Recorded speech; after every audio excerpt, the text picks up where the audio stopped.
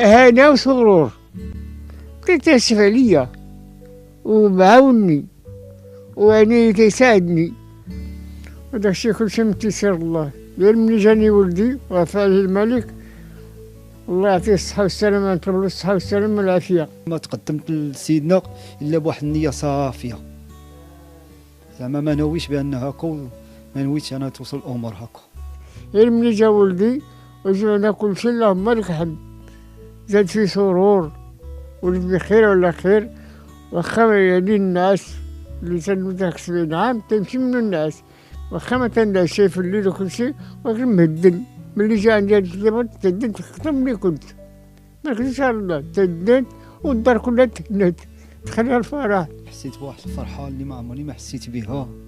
والأول حاجة تنشكر سيدنا، الله ينصرو ويطول عمرو ويحفظه، والله يبارك ليه في وليداته ويبارك في الأسرة العلوية كاملة.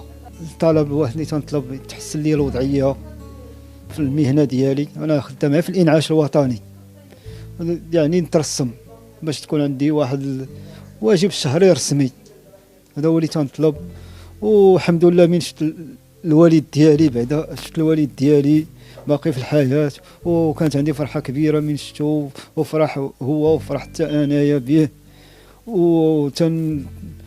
وتنشكر جميع الناس ديال الحي اللي وقفوا معايا.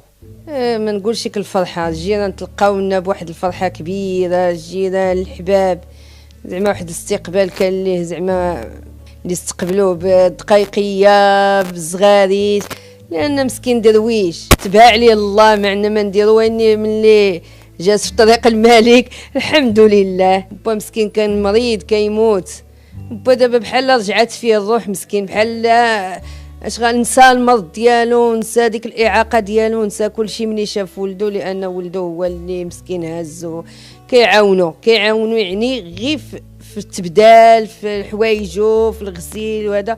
حنا ما يمكنناش، حنا بنات مسكين نتكاشفوا عليه، هو اللي جالس معاه في الدار، ولدو الصغير جالس معاه، والحمد لله اختي. والله العظيم عاد ولينا كناكلو كنعسو كنضحكوا.